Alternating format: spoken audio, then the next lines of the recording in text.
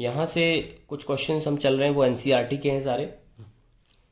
An electron emitted by a heated cathode and accelerated through a potential difference of 2000 volt enters a region with uniform magnetic field of 0.15 Tesla. Determine the trajectory of the field. Of the electron if the field is transverse to the initial velocity. ये कोई heated cathode है। Okay ऐसे, और 2000 volt पे रखा गया है, तो एक इलेक्ट्रॉन को निकलते वक्त इतनी एनर्जी मिल जाती है और वो एक्सेलरेट करता है before it enters a magnetic field. तो पिछले क्वेश्चन जैसा ही है ये, कुछ थोड़ा उल्टा पूछ लिया है इस बार। हमें पोटेंशियल डिफरेंस गिवन है, तो अगर ट्रांसवर्स का मतलब होता है वेलोसिटी की, वेलोसिटी तो ऐसे जा रही है और मैग्नेटिक फील्ड 90 डिग्री पे, तो इसे ट्रांसवर्स बोलते हैं। ट्रांसवर्स भी 90 डिग्री। ऐसे में हमको ट्रेजेक्ट्री बतानी है। ट्रेजेक्ट्री मतलब रेडियस बताओ, जो पाथ है उसका कोई एक पैरामीटर। अब सर्कुलर पाथ का एक ही पैरामीटर होता है, वो होता है रेडियस। तो रेडियस कैसे निकालते हो भाई? M v by B q से। चलिए निकालते हैं भाई। क्या होगा पता है, पहले वो लिख लीजिए। मास टू चार्ज रेशियो कौन है? इलेक्ट्रॉन है। तो instead of writing m by q you can write e by m. इसको नीचे ले आओ। ये हमको पता है 1.76 10⁻11 होता है। वेलोसिटी हमको निकालनी पड़ेगी। बी हमको गिवन है। बी गिवन है क्या? Magnetic field of 0.15। यस, तो वो भी रख लीजिए। जो जो गिवन है रख लो। उससे क्या होता है, रिलैक्सेशन मिल जाता है। अरे भाई तो आता है 10⁻11। इससे वेलोसिटी निकालनी। तो वो तो उससे निकलेगी वर्क एनर्जी थ्योरम से। कि भाई जो भी वर्क डन किया बैटरी ने, converted to kinetic energy.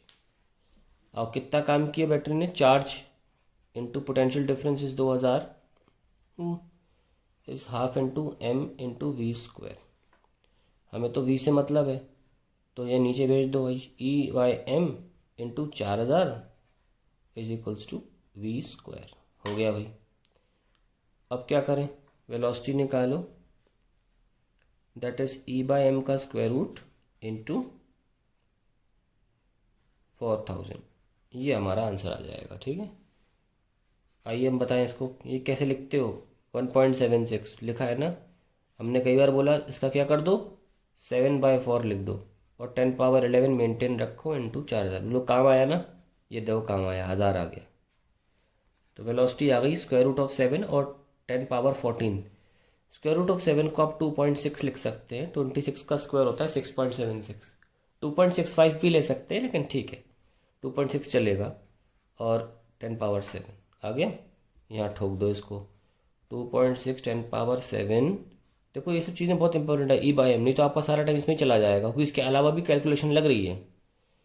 0.15 into 1.76। जब तक कि कैलकुलेशन फाइनल न बचे, इसे 1.76 ही लिखो। फिर देखेंगे 7/4 रिक्वायर्ड हुआ तो वो भी यूज़ कर लेंगे। Now 15 15 are 225, 15 16 are 240 and 15 17 are 255। आप 18 ले लो चलेगा, ठीक है, क्योंकि 15 18 सा 270 होता है। कुछ भी ले सकते हो। 15 17 सा लेते तो 255 आता, और अगर 15 18 सा लोगे तो 270। बीच का है तो 1.7 ही ले लिया। 10⁻7 1717 अपॉन 1.76 10⁻11। अब मैं डिवाइड में टाइम वेस्ट करने से अच्छा है कि इसको ऑलमोस्ट 1 ही मान लूँ, है ना। ये 10 मान लूँ। 10⁻−4 तो 10⁻−3 मीटर, यानी कि 1 mm। तो ये हमारा आंसर है। और एनसीईआरटी में पीछे भी 1 mm ही दिया है। तो अगर प्रॉपरली कैलकुलेट कर रहे होते तो आपका एग्जैक्टली कैंसिल हो जाता। और अगर आप थोड़ा आसपास भी लिख रहे हैं तो कोई नंबर नहीं काटता इन चीज़ों के। 1 mm is the right answer to the first part. आइए सेकंड पार्ट चलते हैं। सेकंड पार्ट है कि अगर वो एंट्री एंगल जो है वो 30 डिग्री है तो क्या होगा।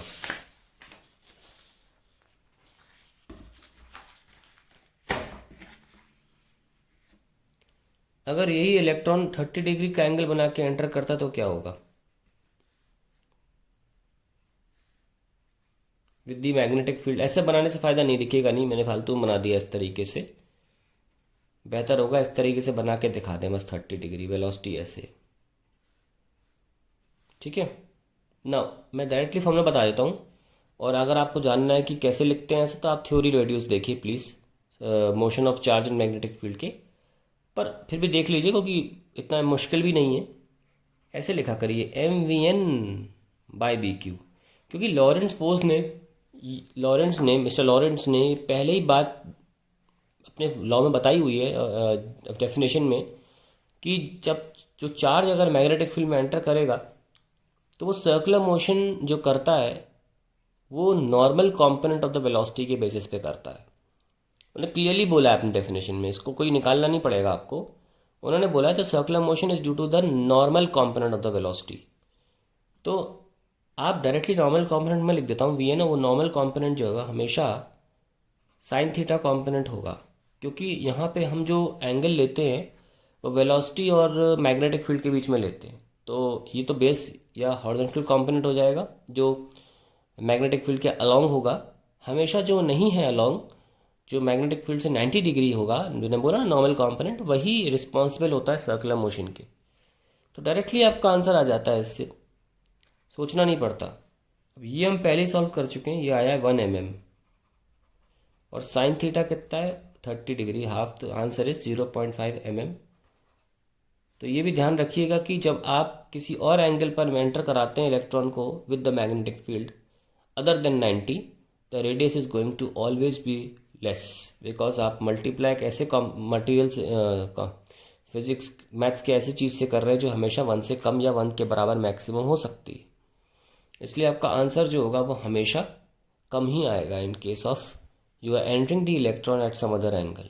That is the end of the question.